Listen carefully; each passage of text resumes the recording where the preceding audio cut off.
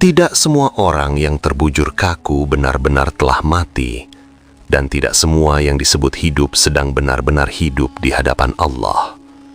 Ada satu kisah nyata yang membuat siapapun yang mendengarnya terdiam, karena peristiwa ini terjadi bukan di negeri jauh, bukan pula di zaman para nabi, tetapi di tengah masyarakat biasa, di antara orang-orang yang merasa kematian masih sangat jauh dari mereka.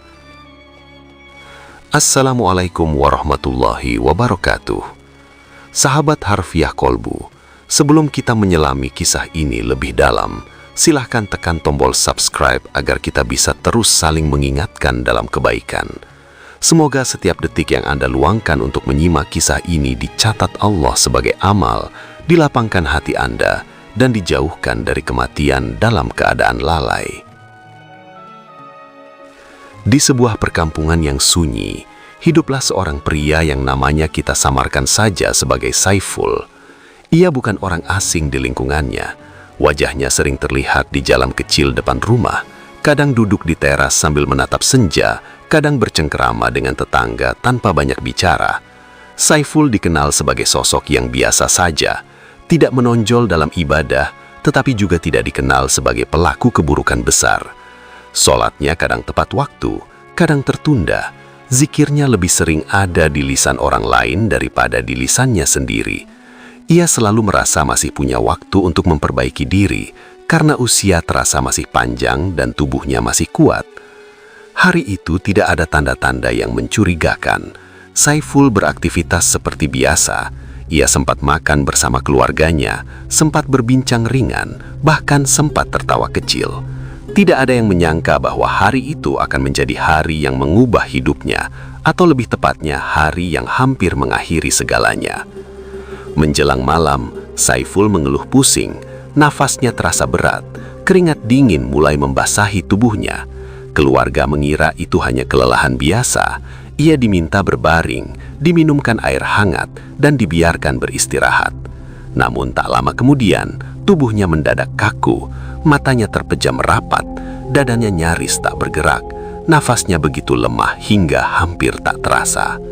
Kepanikan menyebar cepat, nama Saiful dipanggil berulang-ulang, tubuhnya diguncang perlahan, tidak ada respon, wajahnya mulai pucat, detak jantungnya sulit dirasakan, tangisan pun pecah, tetangga berdatangan. Ada yang mencoba memastikan nafasnya, ada yang memegang pergelangan tangannya, ada pula yang mulai beristighfar pelan. Di tengah kepanikan itu, seseorang yang dianggap lebih paham menyatakan bahwa Saiful telah meninggal dunia. Kata itu jatuh seperti palu yang memecahkan harapan. Meninggal, satu kata yang membuat lutut lemas, dada sesak, dan hati hancur. Keluarga hanya bisa pasrah, mengira takdir telah ditetapkan dan perjalanan Saiful telah berakhir. Kabar kematian Saiful menyebar dengan cepat. Malam yang semula tenang berubah menjadi malam duka. Rumah sederhana itu dipenuhi orang, tangis, doa, dan bisik-bisik tak henti terdengar. Tidak ada yang mencurigai apapun. Tubuh Saiful terbujur kaku, dingin, dan diam. Semua tanda seolah menguatkan bahwa ruhnya telah pergi. Proses pengurusan jenazah pun segera dilakukan. Saiful dimandikan dengan penuh kehati-hatian. Air mengalir di tubuhnya yang tak bergerak. Tidak ada reaksi, tidak ada helaan nafas. Keluarga semakin yakin bahwa Saiful benar-benar telah wafat. Setelah itu ia dikafani dengan kain putih yang bersih. Wajahnya ditutup. Ikatan kafan mengikat tubuhnya rapat, sebagaimana lazimnya jenazah yang akan kembali ke tanah. Tak lama kemudian, sholat jenazah dilaksanakan. Barisan orang-orang berdiri rapi, doa dipanjatkan, ampunan dimohonkan. Semua dilakukan dengan khusyuk. Tidak satupun dari mereka menyadari bahwa di balik kain kafan itu ada sesuatu yang tak mereka ketahui, ada rahasia besar yang masih tersembunyi. Malam semakin larut ketika jenazah Saiful dibawa ke pemakaman. Langkah kaki para pengantar terasa berat. Lampu-lampu temaram menerangi jalan setapak menuju kuburan sederhana khas perkampungan. Udara terasa dingin, angin berhembus pelan, seolah ikut menjadi saksi bisu perjalanan terakhir itu. Liang lahat telah disiapkan, Saiful diturunkan perlahan, tubuhnya diletakkan menghadap kiblat, tali-tali kafan dirapikan, wajahnya masih tertutup, Doa kembali dipanjatkan. Setiap kata doa terdengar lirih namun penuh harap. Tanah mulai ditimbunkan sedikit demi sedikit. Suara tanah yang jatuh menimpa papan penutup terdengar jelas di tengah keheningan malam. Tidak ada jeritan, tidak ada gerakan, tidak ada tanda-tanda kehidupan, atau setidaknya itulah yang terlihat. Tak seorang pun tahu bahwa pada saat tanah terakhir dijatuhkan, ada sesuatu yang belum benar-benar berpisah dari jasad itu. Kesadaran Saiful belum sepenuhnya padam. Ia berada di batas yang sangat tipis antara hidup dan mati, sebuah batas yang tak bisa dijelaskan oleh logika manusia. Di atas kuburannya, orang-orang mulai beranjak pergi. Doa terakhir dibaca, langkah kaki menjauh satu persatu. Malam kembali sunyi. Kuburan itu ditinggalkan dalam kesepian total. Hanya tanah, gelap, dan keheningan yang tersisa. Dan di sanalah, di dalam ruang sempit yang tertutup tanah, tak terlihat, tak terdengar, dan tak dibayangkan oleh siapapun yang telah pulang, sebuah peristiwa mengerikan perlahan mulai terjadi. Saiful yang oleh dunia telah dicatat sebagai orang mati, sesungguhnya masih berada di jasadnya, tidak mampu bergerak, tidak mampu berbicara, tidak mampu membuka mata. Kesadarannya perlahan berdenyut seperti api kecil yang hampir padam, tetapi belum benar-benar mati. Sementara itu di atas tanah, kehidupan berjalan seperti biasa. Orang-orang kembali ke rumah mereka, meyakini bahwa Saiful telah menyelesaikan perjalanan di dunia. Tak seorang pun menduga bahwa kisah Saiful belum berakhir. Justru kisahnya baru saja mulai.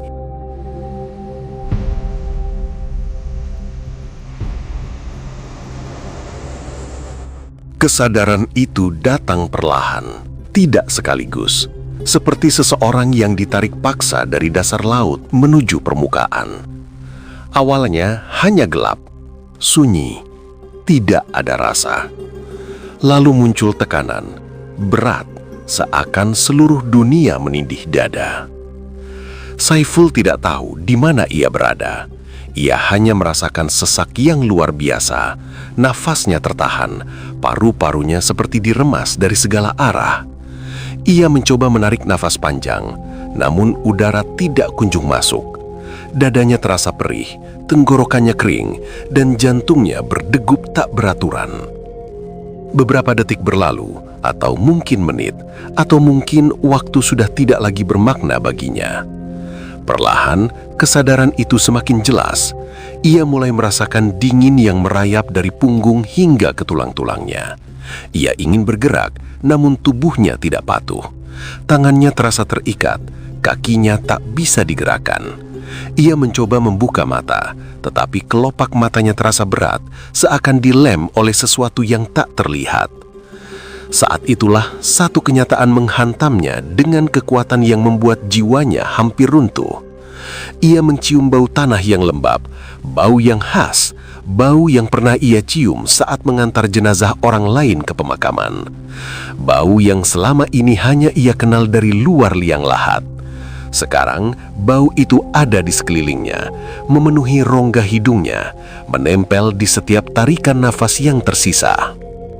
Hatinya berteriak, pikirannya menolak, tubuhnya bergetar hebat meski tak bisa bergerak. Dalam benaknya muncul satu kalimat yang membuatnya nyaris gila. Aku di dalam kubur. Kesadaran itu datang bersama ketakutan yang belum pernah ia rasakan seumur hidupnya. Ketakutan yang tidak bisa dibandingkan dengan sakit, kehilangan, atau bahaya apapun di dunia. Ia mencoba menggerakkan jari-jarinya, tidak bisa.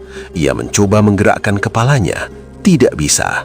Seluruh tubuhnya terbungkus kain kafan yang ketat. Kain itu menekan dadanya setiap kali ia berusaha bernafas. Tanah di atasnya terasa begitu dekat, seolah hanya beberapa sentimeter dari wajahnya. Tidak ada ruang, tidak ada celah, tidak ada jalan keluar.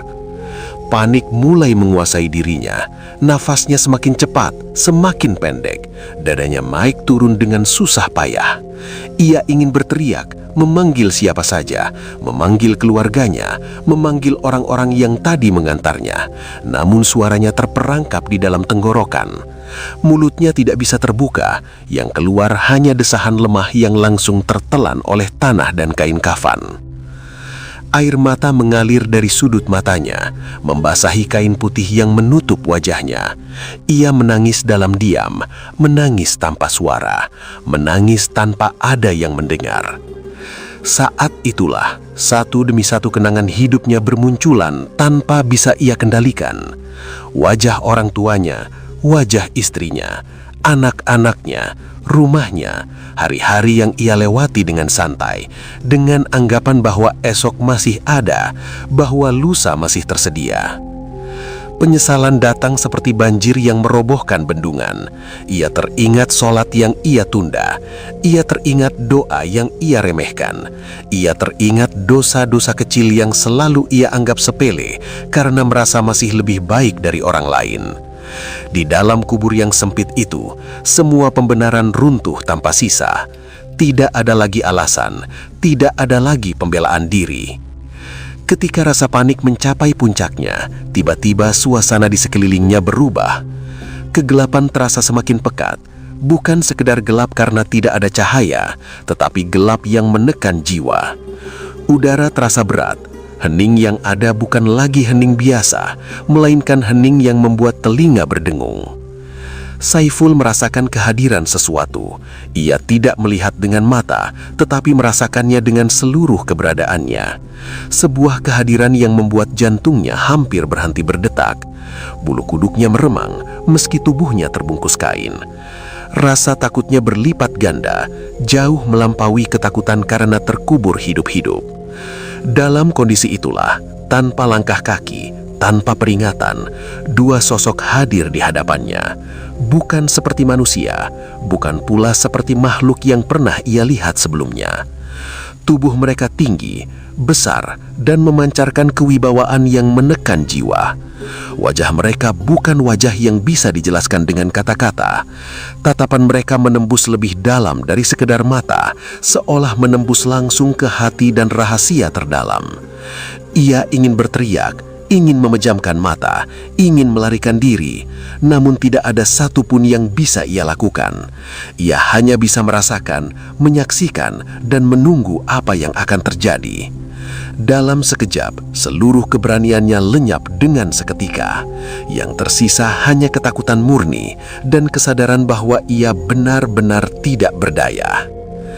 Pertanyaan itu datang, bukan dengan suara yang masuk ke telinga, tetapi langsung menghantam ke dalam hati. Setiap pertanyaan terasa seperti beban berat yang dijatuhkan ke dadanya. Ia ingin menjawab, tetapi lidahnya terasa keluh. Jawaban-jawaban yang selama ini ia hafal di dunia terasa menguap. Pengetahuan yang dulu ia anggap cukup, ternyata tidak menenangkan apapun. Ia mencoba mengingat, ia mencoba mengumpulkan sisa-sisa keyakinannya. Namun di hadapan kehadiran itu, semua kepura-puraan runtuh tanpa sisa. Tidak ada lagi yang bisa disembunyikan, tidak ada lagi yang bisa dimanipulasi. Semua yang pernah ia lakukan, semua yang pernah ia niatkan, semua yang pernah ia abaikan, seakan dipaparkan begitu saja. Air mata Saiful mengalir semakin deras. Hatinya berteriak meminta ampun. Bukan lagi ampunan yang diucapkan di dunia dengan bibir yang ringan, tetapi ampunan yang dimohon dari kedalaman jiwa, dari ketakutan yang paling murni.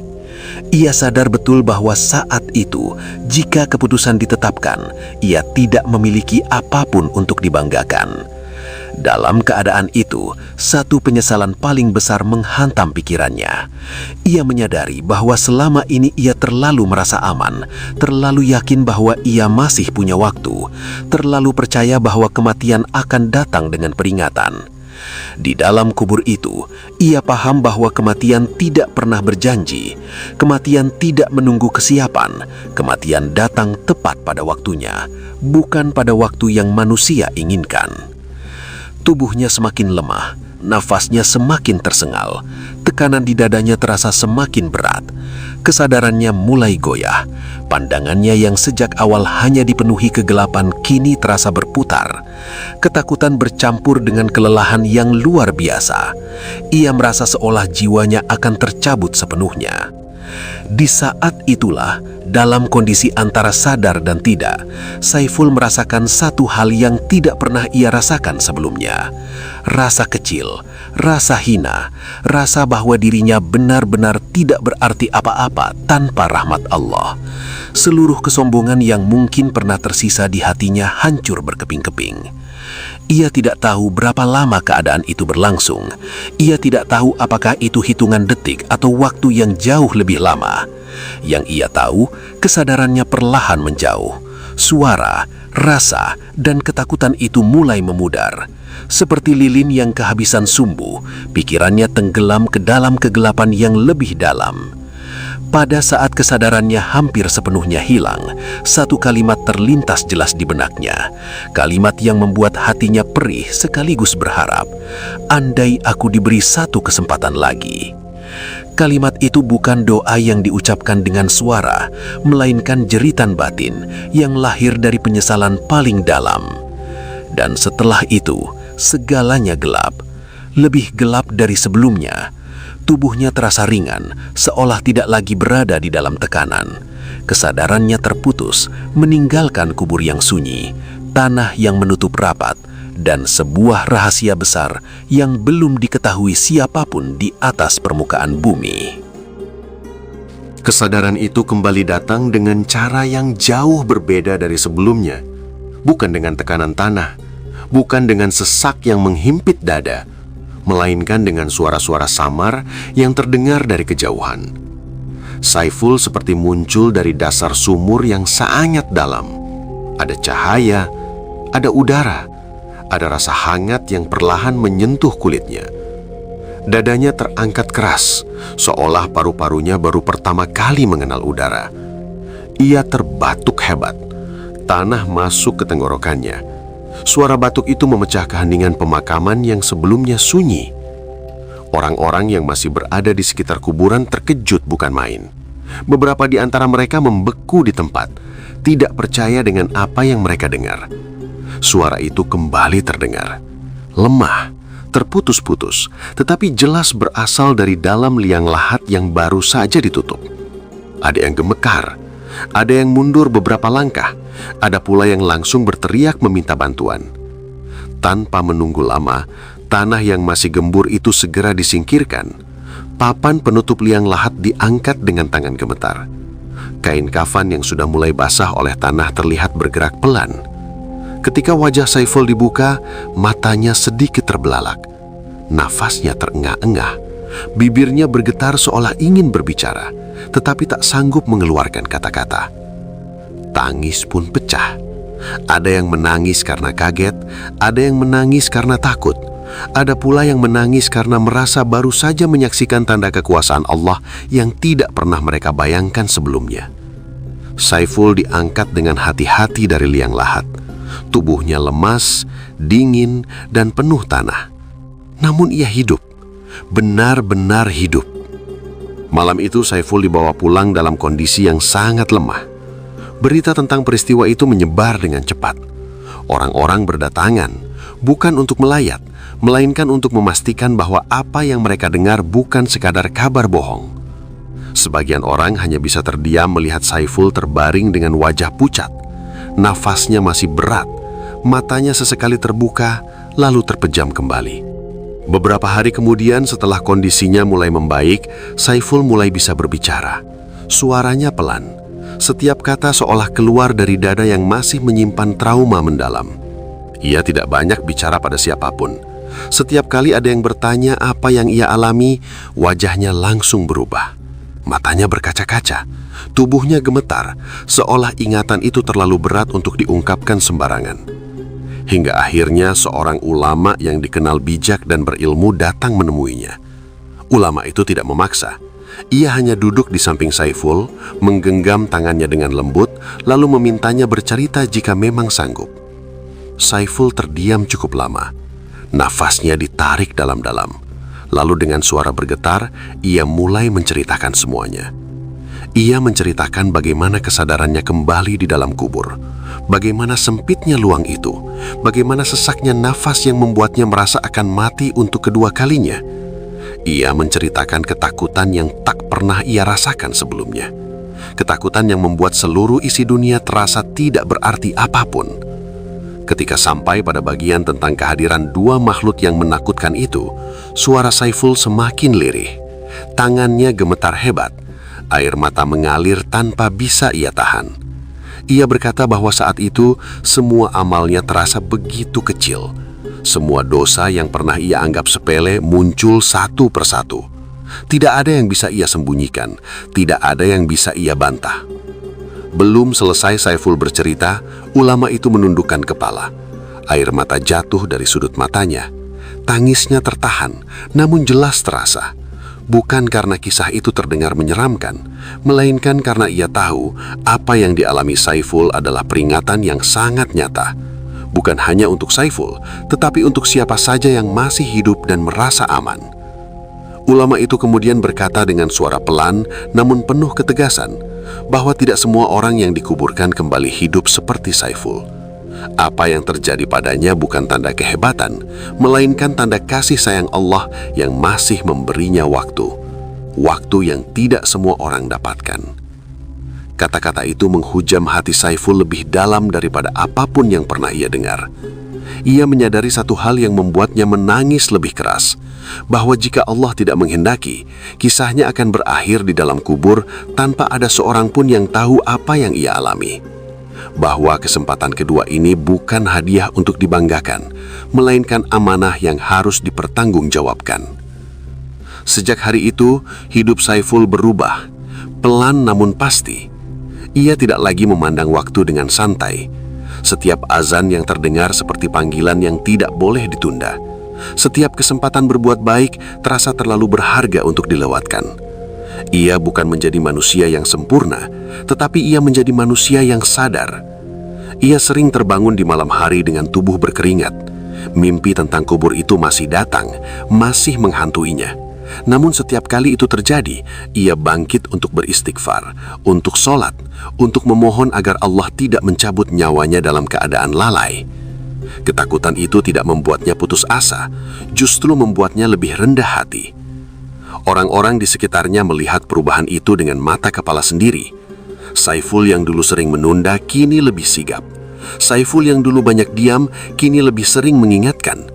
Bukan dengan kata-kata keras, tetapi dengan sikap dan contoh. Ia tidak menceritakan pengalamannya kepada semua orang. Ia hanya berbagi jika diminta, dan itu pun dengan suara bergetar dan mata yang selalu basah. Kisah Saiful perlahan menyebar bukan karena ia ingin terkenal, tetapi karena orang-orang yang mendengarnya merasa perlu untuk saling mengingatkan. Banyak yang menangis, banyak yang terdiam lama setelah mendengar ceritanya. Banyak pula yang mulai bertanya pada diri sendiri, sudah sejauh mana mereka mempersiapkan diri untuk kematian. Karena kisah ini pada hakikatnya bukan tentang seseorang yang dikubur hidup-hidup lalu kembali. Kisah ini tentang betapa dekatnya alam kubur dengan kehidupan kita, tentang betapa tipisnya batas antara hari ini dan hari terakhir, tentang betapa sering manusia merasa aman padahal kematian tidak pernah menunggu kesiapan. Kubur bukan hanya tempat jasad diletakkan. Kubur adalah awal dari perjalanan yang jauh lebih panjang. Di sanalah tidak ada harta yang bisa menolong, tidak ada jabatan yang bisa membela, tidak ada alasan yang bisa diterima. Yang tersisa hanyalah iman, amal, dan rahmat Allah. Saiful memahami itu bukan dari ceramah panjang, bukan dari buku tebal, tetapi dari pengalaman yang membuat jiwanya remuk. Dan tidak semua orang harus mengalami apa yang ia alami untuk memahami kebenaran itu. Cukup dengan mendengar, merenung, dan memperbaiki diri sebelum terlambat. Karena tidak ada jaminan bahwa setiap orang akan diberi kesempatan kedua. Tidak ada kepastian bahwa kita akan sempat menyesal dan kembali. Bisa jadi satu-satunya kesempatan itu adalah sekarang, saat kita masih bernafas, saat hati kita masih bisa digerakkan, saat pintu taubat masih terbuka. Semoga kisah ini bukan hanya menjadi cerita yang didengar lalu dilupakan, tetapi menjadi cermin yang membuat kita berhenti sejenak dan bertanya pada diri sendiri. Sudah sejauh mana kita bersiap jika malam ini adalah malam terakhir kita di dunia? Assalamualaikum warahmatullahi wabarakatuh.